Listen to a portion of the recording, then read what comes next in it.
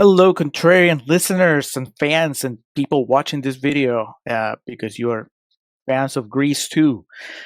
Here we are about to cover divisive entry and when it comes to movie musicals, infamous maybe even. We're here to talk about Grease 2.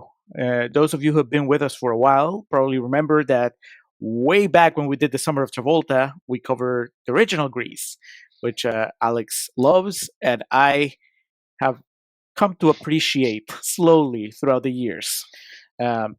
Grease 2 is a completely different thing, or maybe not, depending on how you look at it. But there's definitely no Travolta, no Olivia Newton-John, just a whole bunch of other characters and some chainsaws spread throughout Rydell High. Shooter McGavin. Yes, that is a welcome new element. So, you know how it works. I have 3 rotten quotes because this movie's rotten in Rotten Tomatoes. And then Alex is going to throw some trivia at us. And somewhere in between, we're going to put Josh Gad in this movie as well. Without further ado, Alex, I have a rotten quote from Peter Canavis from Cellulite Dreams, who says, "A kind of watered-down version of a John Waters movie with unmemorable songs, but Tub Hunter's reproduction is a standout." A John Waters movie? Oh yeah, it definitely has that feel. Really? Of a watered down one, yeah. I guess I've never seen one all the way through. I mean, I'm familiar with like Pink Flamingos and Yeah, it's definitely not Pink Flamingos, but like he made Hairspray and stuff like that. Not the original Hairspray. I've seen the one that we did for the show. Yeah. But no, it definitely has that feel of very vibrant and but stale. This one's a bit stale. Okay. I guess I know what you like best. John Waters movies. Eric Henderson from Slant Magazine says, "As far as 50s style cornball tributes to heavy petting go, Grease 2 has got nothing on Prince's Jack You Off." Are you familiar with Prince's Jack You Off? I am not. Me either. Is he making this up? Princess, like a Disney princess, jack you off? No, but that sounds like something that exists somewhere in the internet. No, Prince as in like the artist formerly known as Prince. I guess he has a song called Jack You Off that is a tribute to the 50s. Oh, yeah, he does. Okay, well. Released in 1981, which was the year before this movie. So that must have been a contemporary review. Wow. Eric Henderson. Good on you if it's not one from back then. We're going to close with Matt Brunson from Film Frenzy, who says, "Grease 2 has somehow managed to pick up a decent amount of devotees over the decades, which makes me believe there must be hope for the likes of Battlefield Earth and the Hottie and the Naughty." No. Having done Grease 2 and Battlefield Earth on this podcast, I'm comfortable with Grease 2 having its followers. I am not with Battlefield Earth. How about the Hottie and the Naughty? No, I haven't seen that. I've seen the other Paris Hilton film that was famous around that same time. I mean, I guess, obviously there's fans of every movie under the sun, and but to compare Grease 2 to Battlefield Earth, because yes, I was there with you. I watched it too, and we talked about it, and that is that just feels like a more catastrophic failure to tell a story. Have you ever met somebody that likes Battlefield Earth? No.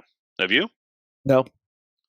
Like, I know a couple people that like it as a guilty pleasure of sorts. Like, they like just watching it and laughing at it, but nobody that would say this is a good movie the way that tiny spoiler, our guest this episode, M from Verbal Diorama, like, she would argue that Grease 2 is a good movie. Mm-hmm. I've never met anybody that feels that way about Battlefield Earth. No. If any of you does, let us know. Or if you even know, this is one of those instances where we'll accept like a call a friend out of to a all friend. listeners. Yeah. Yes. Yeah. Just we'll take 3-4 Kevin Bacon connections down the line. If you know somebody that knows somebody that knows somebody that actually likes Battlefield Earth and is not related to John Travolta, we'll take it and we'll call it out on the episode. But it's time to go to trivia. But actually, no, before that, we're going to put Josh Gad, who's a very accomplished singer and who's right at home in musicals. We're going to put him in Grease 2. Who does he play? This time, you can't give him a background character. He has to be one of the... I would give him Johnny, the Adrian Zmed role. Really? Yeah. Front and center. Mm-hmm. Because he's not the love interest. That still goes to fucking Rex Manning. But I think that he would have the opportunity to shine there. Because I want to keep Shooter McGavin, Christopher McDonald in there. And then the other two guys aren't like really important enough to matter. So, yeah, I would give him the Adrian Zmed role. But I liked Adrian Zmed in the movie. I don't want to replace him. Well, in this universe, it worked out fine because Adrian Zmed went to play Danny Zuko on the Broadway play, so it still went okay for him. And then Adrian Zmed goes on to voice Olaf. Yes, that's just how it all changes. All right, figure it out now, Alex. What trivia do you have about Grease 2? Well, it was released on June 11th of 1982, released by Paramount Pictures. Budget of a little bit over $11 million, a box office return of a little bit over $15 million. Definitely not, the dynamo that was the original Grease. Tom Cruise auditioned for the role of Johnny, but the director, Patricia Birch, wanted someone older and taller. We talk about that a little bit in the episode. Just the idea of Tom Cruise being in this is endlessly fascinating. He had to wait. He had to bide his time until they cast him in Rock of Ages. I forgot all about that movie. Sick reference. Patricia Birch was the dance choreographer for the original Grease, having also choreographed the Source stage musical. Publicity for the sequel stated that it was the first time a female choreographer had become a film director. This movie was her directorial debut and her only theatrical film directing credit. They didn't put that in the poster. No. This will be it for her. Hopefully she went back to theater or, to have a career just doing something a little more fulfilling than underappreciated sequels. The thankless role of directing the sequel to Grease. Yeah. Yeah. Yeah, I mean, she's directed plenty of other... she's worked on plenty of other movies, I should say, and stage productions and whatnot. And she's a very accomplished in the realm of stage, like multiple Tony Awards, that type of thing. So it worked out all right for her. I love that's, she has this major career, but she can always point back and it's like, and I also did Grease too. I covered all the bases. According to Maxwell Caulfield, Rex Manning's stunt double, Gary Davis, Michelle Pfeiffer performed her own stunts in the famous Lone Rider Stephanie romantic motorcycle ride. She sat behind me, and then I lifted her around to where she straddled me, and then we wheelied away. She was wonderful the whole time. We talk about this in the episode because I took note of, that looks like her, and it's a fairly, risky ride that she takes. So I gained a lot of appreciation for a young Michelle Pfeiffer in this. This is before CGI. She couldn't just green screen that stunt.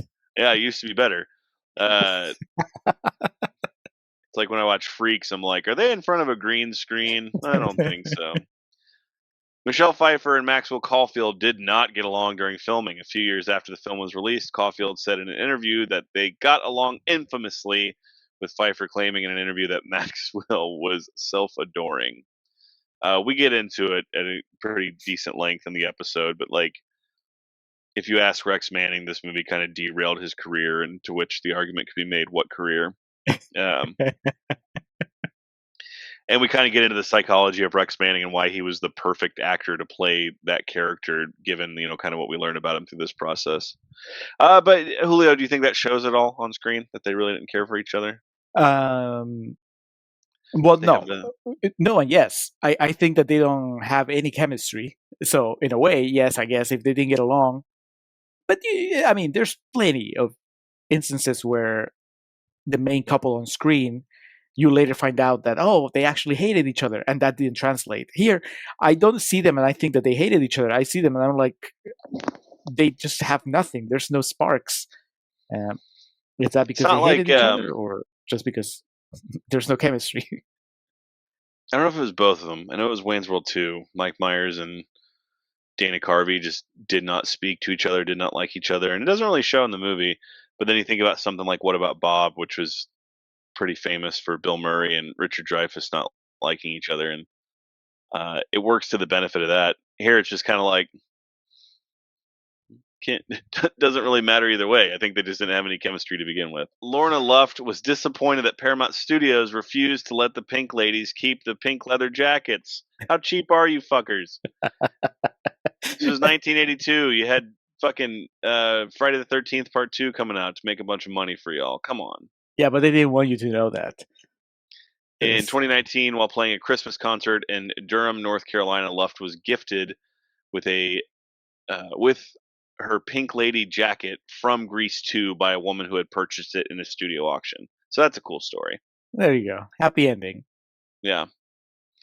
I mean, against all odds, but French is still waiting for hers. All right, Julio. So that kind of sets the stage for Grease 2. There's a lot to discuss in this movie, and we do go in pretty deep in. We go into the forest. We go into Rydell High. We hang around for eighth period. We're there the whole day, and we give it the whole all the coverage there could be.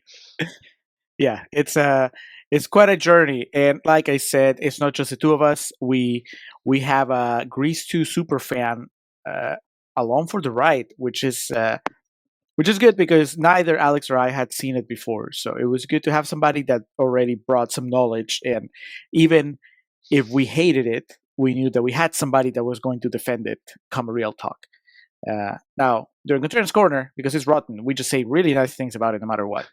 So be ready for that as well. But hopefully you enjoyed the episode. It should be on your feeds right now, or it will be pretty soon. And coming up next, we have a patron demand. Alex, I think Dan from Netflix and Swill has demanded the movie I.O., which I have no idea what it is. I just know it's on Netflix, and it features the young actress from The Leftovers. Danny Houston, Anthony Mackie, Margaret Qualley. Yes, who is Andy McDowell's daughter, I think. Oh, wow. Yeah. Right. I don't know how relevant that is to the movie, but I know she has a career, and I don't know if this is Dan trying to make us fans of Miss Qualley or trying to turn us against her. I'm kind of a fan just because of The Leftovers. So anyway, if 33% you watch, on Rotten Tomatoes, so that should be an interesting foray. Watch I.O. or don't, and just listen to us talk about it. But that will be next. First, Grease 2. Thank you for listening. Thank you for checking out our video channel, checking out the podcast, and we'll talk to you again soon. Grease is the word, is the word.